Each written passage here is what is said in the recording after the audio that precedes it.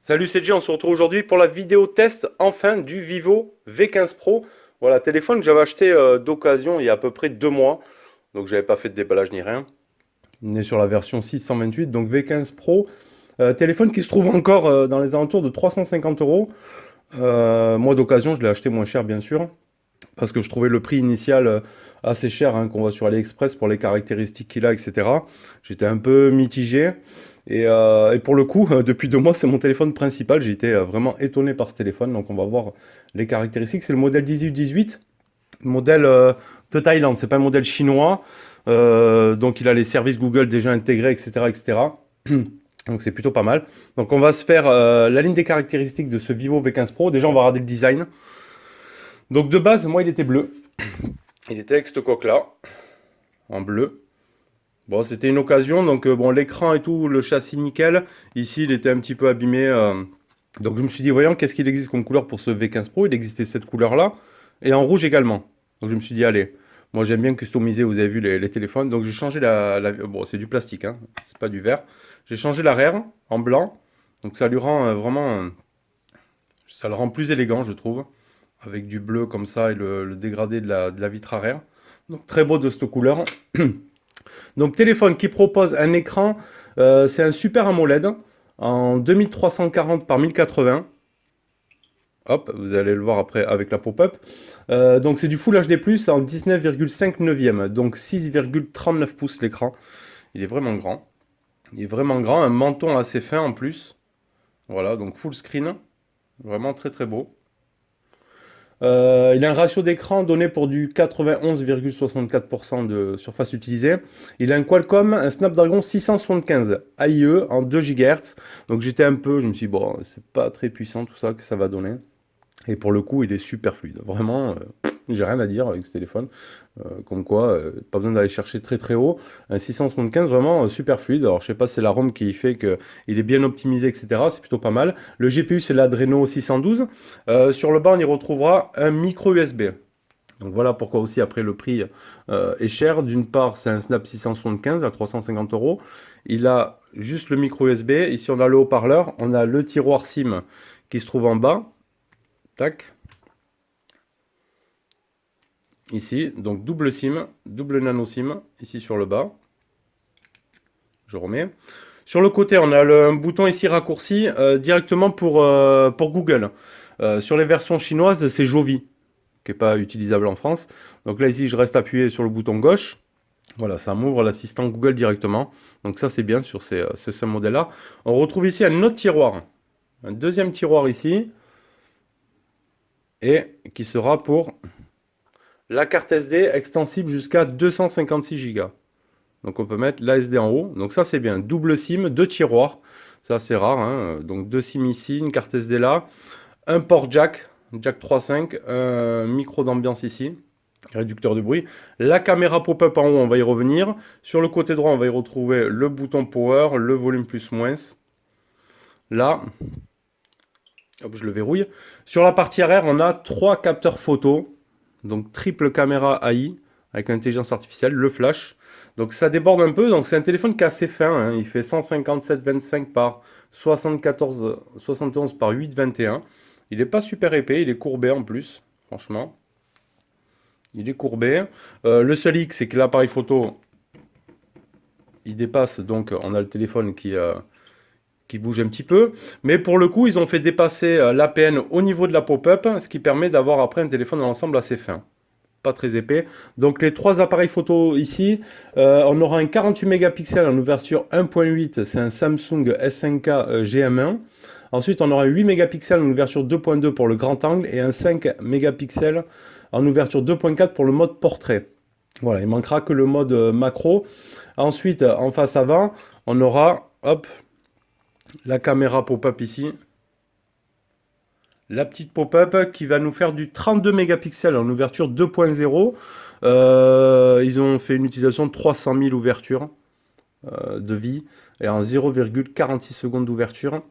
Après, il a un Bluetooth 5.0, il a une batterie de 3700 mAh et 185 grammes. Voilà, et après pour les fréquences, ce sera la B1, B3, B5, B7, B8, 38, 40, 41. Donc pas de B28, pas de B20. Voilà. Pour les plus grosses lignes de caractéristiques de ce Vivo V15 Pro, donc caméra pop-up, bien avec... Ouais, normalement, il y avait le truc de chute, je crois. Voilà. En cas de chute, hop, escamotage intelligent de l'appareil photo. Donc faire ressortir. Également, si on va appuyer dessus, hop, elle va se ranger directement. Et elle est assez rapide, franchement. Il faut que je trouve le bouton là. Hop. Plutôt pas mal, hein, franchement. Donc on va commencer le déverrouillage. Donc soit on aura le capteur d'empreinte qui est lui aussi vraiment super rapide. Hop. Ou le double tap. Mais bon, j'ai mis un Always on Display alternatif, car celui d'origine, pardon, vous savez, sur les Vivo Oppo, nous mettra que les notifications des SMS et des appels et non Messenger, etc. Donc je passe toujours par un Always on Display alternatif, qui est celui-ci, AMOLED on Display. Franchement, qui marche bien. Il nous permet d'avoir le double tap. Donc là, je peux double taper sur l'écran. Hop. Ou alors, on peut faire directement avec l'empreinte digitale. Et c'est super rapide, hein, franchement. Et donc ici, avec le bouton Power directement, hop, on fait la reconnaissance faciale. C'est super rapide. Tac. J'appuie sur Power.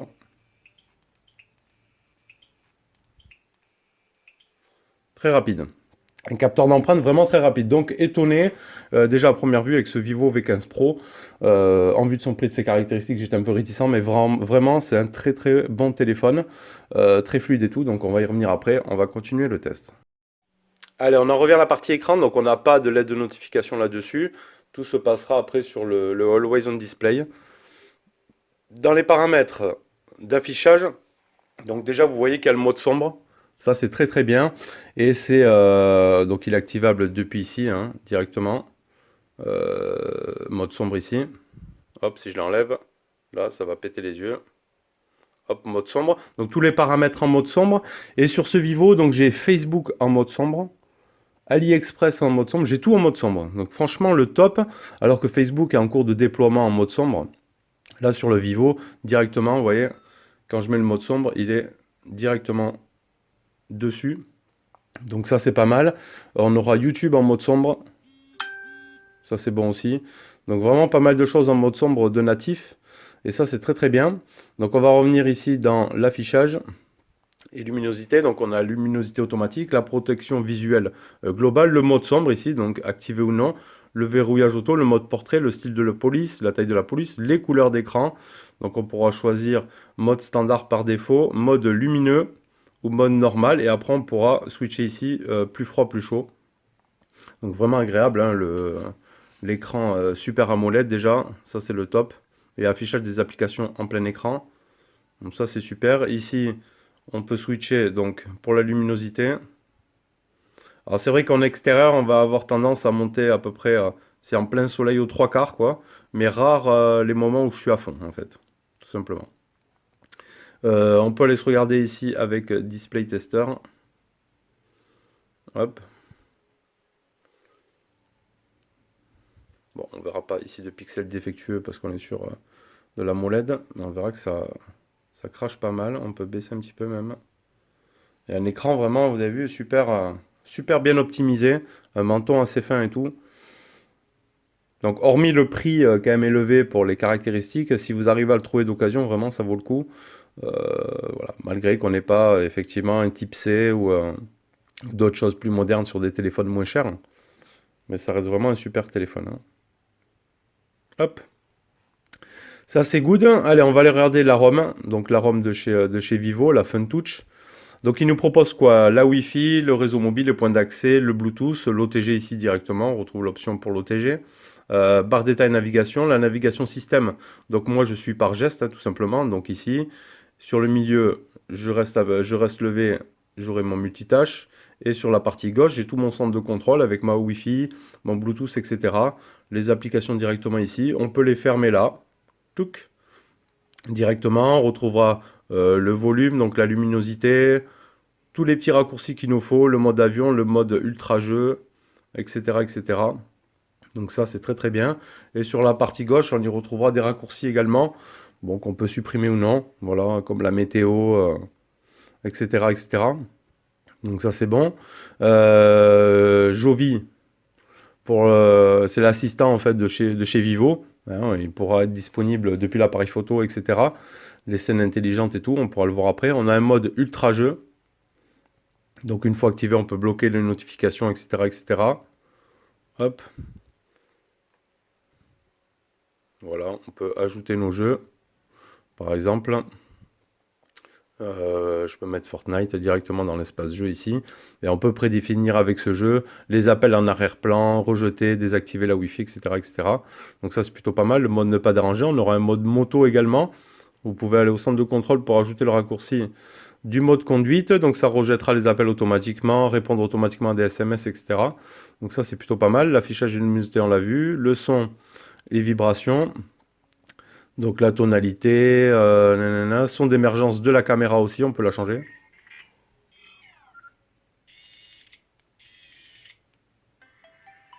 Voilà, moi je mets en silencieux. Et elle n'est pas très bruyante en plus, ça c'est ça qui est bien. Le son du verrouillage d'écran, etc., etc. Ça c'est bon. L'écran de verrouillage et écran d'accueil. Donc écran toujours allumé, ça ce sera le Always on Display d'origine, mais qui vous donnera pas voilà toutes les notifs. Donc bon, en l'absence de l'aide de notification, moi je suis passé, donc, comme je vous ai dit, par le Always on Display alternatif. C'est plutôt pas mal. Donc les paramètres après d'écran d'accueil. Hop. Langue et saisie, autres paramètres, les mouvements intelligents, la recopie intelligente, l'écran multiple aussi, le mode une seule main, le mode capture, le clone d'application, ça c'est pas mal. Donc on va dans autres paramètres, on aura à propos du téléphone. Donc on est bien sur FunTouchOS, c'est le Vivo 1818 en Android 9. J'ai eu pas mal de mises à jour en plus, hein. Là je suis en dernière version du logiciel. Hop. Gestion des applis, gestion des autorisations, les recherches globales, le centre de contrôle, l'EasyTouch, hein, pour ajouter un petit... le rappel clignotant, ce sera l'appareil photo arrière qui clignotera en cas de appel ou message.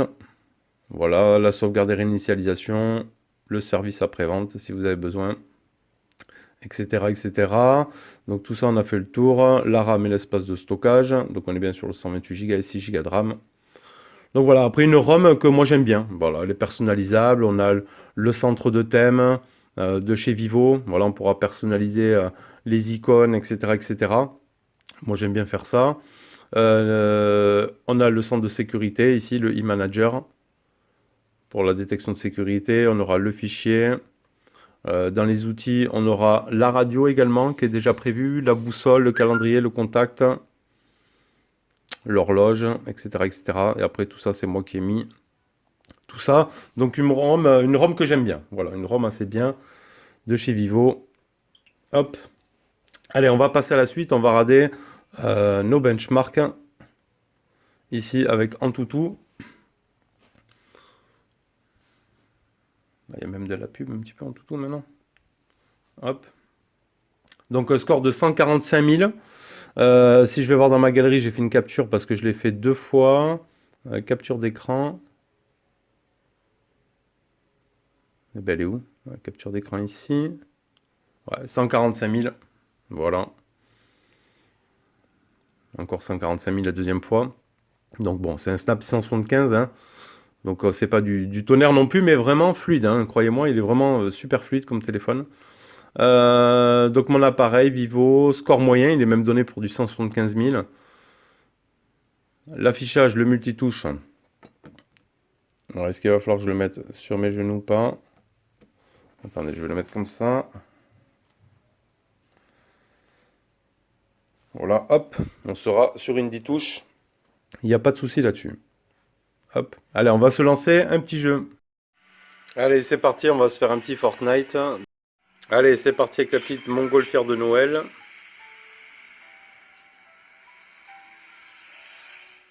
Allez, on fait le saut.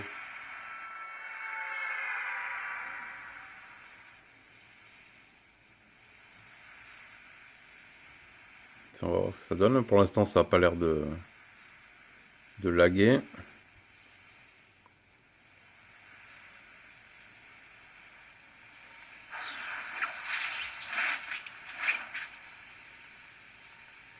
Ouais, tout le monde est en train d'atterrir.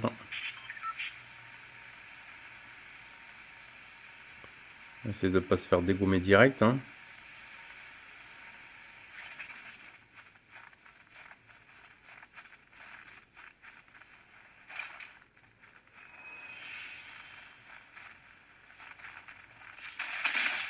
Ça commence.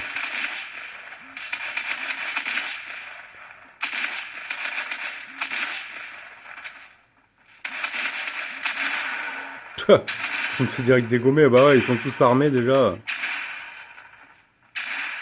Ah, je vais mourir, aidez-moi. On va se faire défoncer.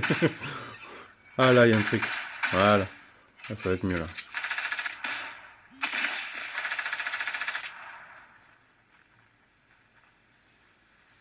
Ce sont les baltringues.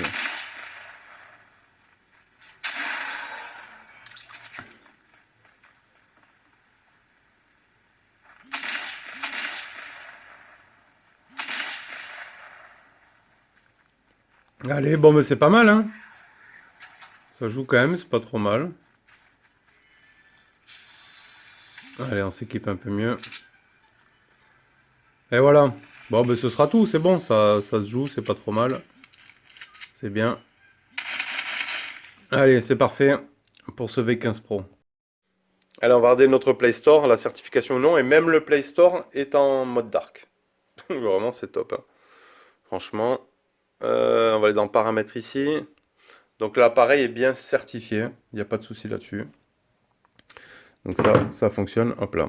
Allez, on va se lancer Fortnite. Je vais finir l'installation et c'est parti. Allez, on va se regarder notre partie photo de ce Vivo V15 Pro. Franchement, pas mal. Hein. Donc pas mal d'options déjà. On retrouve ici en bas, donc prendre une photo directement, prendre une vidéo, les selfies adorables RA. Donc c'est pour y rajouter des petites animations, etc. Donc ça c'est plutôt pas mal, c'est plutôt sympa, c'est amusant. La retouche de visage par intelligence artificielle. On y retrouve directement ici le mode nuit, le mode panorama, le mode professionnel et le mode PPT. Hop, on pourra retravailler ici les photos. Voilà, en fait, il va nous prendre, on prend l'image entière et lui va cadrer. Par exemple, vous voyez, vous avez vu, là je prends l'ensemble avec la boîte. Clac. Et lui, il va cadrer directement. En fait, il va me prendre que la boîte. Donc, c'est plutôt sympa. Franchement, c'est pas mal. Ça évite de faire les retouches directement. Donc, il nous prend tout, tout dans l'ensemble. Vous voyez, il a pris la photo là. Plus, après, il nous a fait le découpage directement. Donc, ça, c'est plutôt sympa. On reprend ici d'en prendre une photo. On va y retrouver le retardateur. On va y retrouver ici des effets. Donc ça c'est pas mal. On va y retrouver ici la photographie des objets à moins de 2 mètres. Donc il va nous faire le flou directement à l'arrière. Ici on va y retrouver le grand angle qui va désactiver directement le 48 mégapixels. Ici on va y retrouver le format d'affichage. Plein écran ou non. C'est vrai qu'en plein écran c'est plutôt sympa. Sur le haut ici on retrouve l'HDR. On va y retrouver ici l'effet lumineux portrait. On pourra y rajouter des petits effets. Éclairage studio. Voilà l'éclairage loupe. Hop, l'arc-en-ciel, etc. D'arrière-plan. Tout ça, c'est pas mal. Ici, on y retrouve le live photo. Donc, c'est toujours pareil. Hein. Je prends une photo. Voilà. Et quand on aura pris la photo, on restera appuyé dessus. Voilà, et ça aura pris la prise de vue un peu plus longue que la photo. On retrouvait ça sur Apple, je me rappelle. Ensuite, dans les paramètres, donc on y retrouvera en haut notre format, 4 tiers, 19,5 neuvième, 16 neuvième ou 1 sur 1. La prise de photo, toucher avec la voix ou avec la paume, le stockage du téléphone, carte SD ou téléphone, le filigrane de l'heure ou du modèle, le son, l'emplacement géographique. Ici, on active directement le 48 mégapixels, les lignes de cadrage, la composition de portrait intelligence artificielle, l'identification des scènes en intelligence artificielle, et le son, on retrouve ici, qu'on a vu dans les paramètres son, le son d'émergence de la caméra. Voilà, donc assez complet, plutôt pas mal. Et ici, on retrouve bien évidemment toujours notre petite pop-up, qui est en plus pas bruyante. Pas bruyante et rapide. Donc c'est plutôt pas mal. Ça, c'est bon. Allez, j'avais pas fait de déballage, donc on va se faire une petite photo ici. Donc ici, on a activé l'intelligence artificielle, le 48MP, etc. On va se faire une petite photo, clac, de déballage. On va s'en prendre une comme ça. On va prendre notre petit bonhomme ici. Clac. Donc on n'a pas de macro par contre, hein. On peut se rendre compte qu'il n'y a pas de macro. Et je vais mettre comme ça et on va se faire, hop là, un grand angle directement. Clac. Allez, ça c'est bon. Et je vous montre maintenant directement les photos et vidéos prises avec ce Vivo V15 Pro.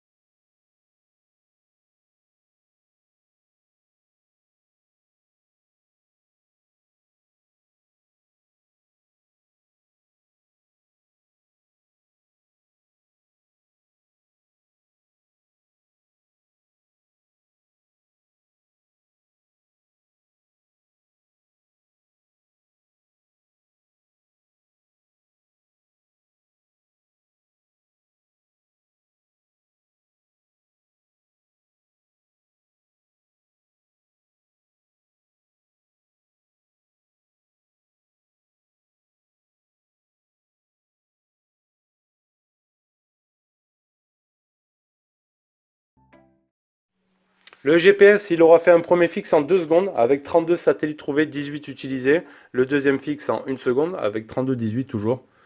Pas de problème là-dessus. J'ai pas fait de capture de Maps, mais je crois pas. Ah si, j'ai fait une capture de Maps. Bon, Maps qui fonctionne. Il n'y a aucun souci avec ça. Qualité des communications au parleur micro, j'ai rien à dire non plus. Ça fonctionne, il n'y a pas de souci là-dessus. Donc on va se tester la musique directement. On n'a qu'un son mono, on n'aura pas le son stéréo. Récemment écouté. Il va falloir changer un petit peu les musiques également. Alors un son assez puissant, vous allez le voir quand même.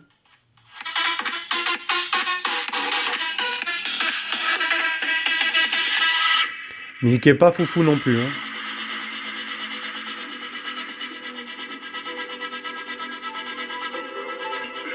Après on n'a pas non plus d'équaliseur par contre. On n'a aucun équaliseur.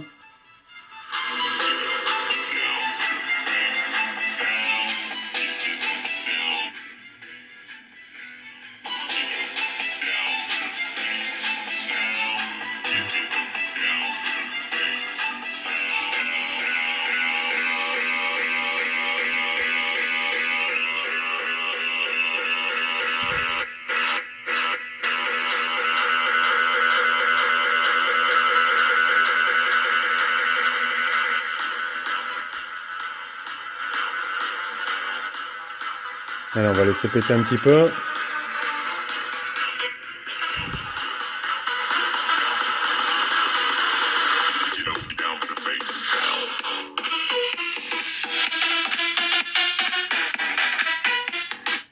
Voilà, manque de basse quand même, hein. Manque cruellement de basse. Mais bon, c'est pas un son saccadé ni rien, ça reste encore tout à fait propre. Vidéo, elle est où ma vidéo? Ici, notre petite vidéo habituelle. On va avancer un petit peu. Donc là, on est directement en plein écran. On peut prendre une photo directement ici. On peut prendre directement une capture de photo là. On a des petits raccourcis ici, donc la luminosité. Hop là. On peut régler la luminosité ici. Ici ou là? Ah oui, là. La luminosité, la taille donc étirée, ajustée, coupée, la vitesse de lecture, le son des sous-titres. Donc après, c'est plutôt pas mal. On voit que le menton ici, hein, vous voyez, il n'est pas... On va mettre un endroit où il y a un peu de couleur. Voilà.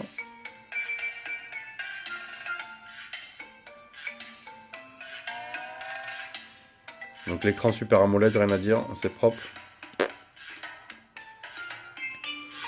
Rien à dire. Moi, je me lasse pas de ce téléphone, hein, franchement, j'en suis, comme je vous l'ai dit, super content. Donc ça, c'est bon. On peut regarder aussi sur YouTube, hein, bien sûr, hein. Bon, on a la... Parce qu'il y en a qui n'ont pas cette option-là encore d'étirer les vidéos. Pourtant, ça devrait l'être dans toutes. Ici. Hop, donc là, je peux étirer ici directement la vidéo. Alors, par contre, je le trouvais quand j'ai dit la vidéo, il est positionné. Alors, je Ça, c'est Seb. à la place du bouton power juste là. Hop. Donc ça, c'est good. Qualité de Wi-Fi, très bien. Moi, le réseau, bon, malgré qu'il n'ait pas toutes les bandes avec Bouygues, vous voyez, là, j'ai la 4G à l'intérieur. Donc, pas de souci là-dessus. La 4G. L'autonomie. Allez, on va aller voir l'autonomie. J'ai fait pas mal de captures entre-temps, moi. Mon autonomie, elle est où? Elle est ici. Il y en a deux ici. Donc là, 48% utilisé en 9 heures. Donc capture à 19h04. Donc ouais, dans la fin de ma journée, vide batterie pour 20 heures. Et la deuxième ici, 48% en 11 heures. Il me restait 52%. Donc j'ai fait une deuxième journée de charge complète pour voir. 19h54. Donc batterie 3700. Bon, on fait la journée facile. On fait même les 2 jours après. Moi, c'est moi. Mon Always On Display ici. Celui que j'ai mis quand même. Ça bouffe quand même de la batterie. Bon, vous voyez, là, j'ai toutes mes notifs là. J'ai du eBay, du Gmail, etc.